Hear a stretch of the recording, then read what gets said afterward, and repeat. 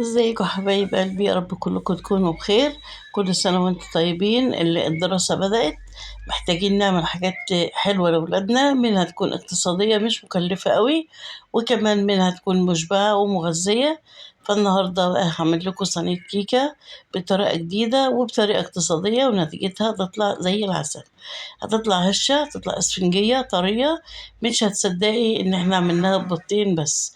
شايفة الجمال والحلاوة؟ شايفة هشة ازاي وطرية، وعلوها جميل جدا، وطرية جدا جدا من جوه.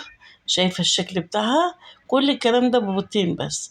يلا نبدأ وصفتنا، نشوف هنعملها مع بعض ازاي، ونسمي الله. يلا نبدأ مع بعض. أول حاجة عندي كوباية من الزبادي، هنزل كده عليها بمعلقة من النسكافيه، معلقة صغيرة، وابتدي اضرب الزبادي مع النسكافيه كويس قوي.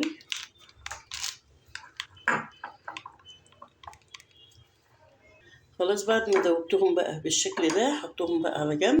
هاجي كده في بولة تانية هنزل فيه بيضتين. ادي اول بيضة. طبعا البيض بيبقى بدرجة حرارة المطبخ، ما بيكونش من التلاجة. كده تاني بيضة، هنزل كده بمعلقة صغيرة من الفانيليا السايلة بتدي نتيجة أحلى على فكرة. بعد كده هنزل بكوباية من السكر، وندوب بقى السكر مع البيض كويس أوي. وهنا السكر مش لازم يكون ناعم، ممكن أي سكر عندك استخدميه، المهم ندوبه كده كويس أوي.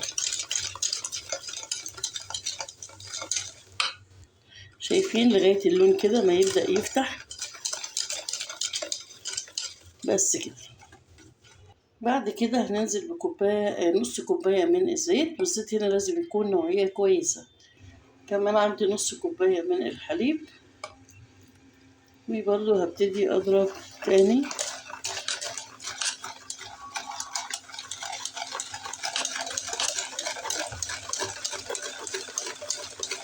طبعا لو في مضرب كهرباء مفيش مشكلة، لكن هي العملية مش مستاهلة يعني، فمضرب كده يدوي ونشتغل بيه برضه، الحكاية بسيطة.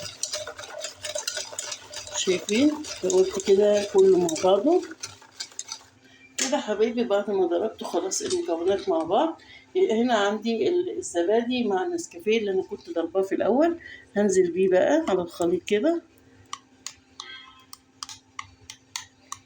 بس كده. ندوبه برضه بالشكل ده كده.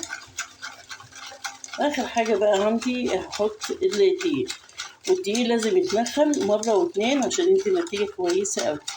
بس كده هجيب بقى الدقيق، والدقيق هنا نخلاه، هندخله كمان مره معاكم. هندخل كده مره كمان.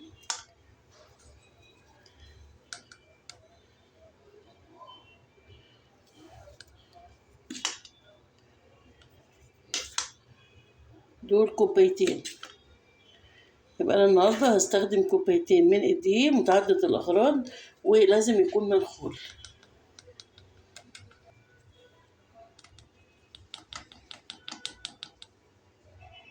بس تمام كده.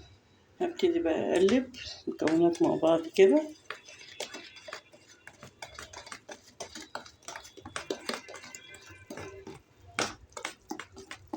وكده حبايبي، شايف شكل الخليط؟ شايفين خليط مالس كده ومش تخين ولا اللي هو الخفيف كده، تمام اوي. هنشيله بقى كده، ونجيب الصينيه الحلوه بتاعتنا مقاس 28 مدهونه كويس زيت.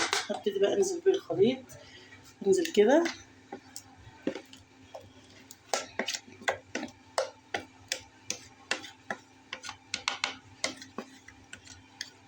كده، تمام قوي كده حبايبي. الصينيه بتاعتنا جاهزه تخش الفرن، وطبعا الفرن شغاله على درجه حراره 180. هدخلها على الرف الاوسط، ومش هتاخد وقت يعني، هنشوف هتاخد معانا وقت قد ايه. هنا بقى معانا بقى شوكولاته شيبس، لو انتوا حابين تدوها منظر كده من فوق، هنرش كده شويه بساط مش كتير قوي على الوش. لو انت مش حابه خلاص، يعني ده بيديها منظر حلو، وبيديها كمان تطعيمه حلوه. ده حبايبي الشكل النهائي بتاعها قبل ما ندخلها الفرن. اخدها دلوقتي ادخلها الفرن، وبعد كده نطلع نشوف شكلها مع بعض. وكده خلاص وصفتنا الجميلة طلعت من الفرن، ده شكلها النهائي. أتمنى تكون عجبتكم، أتمنى تجربوها. كده وصفتنا انتهت، أشوفكم بخير في وصفة جديدة، إلى اللقاء، باي باي.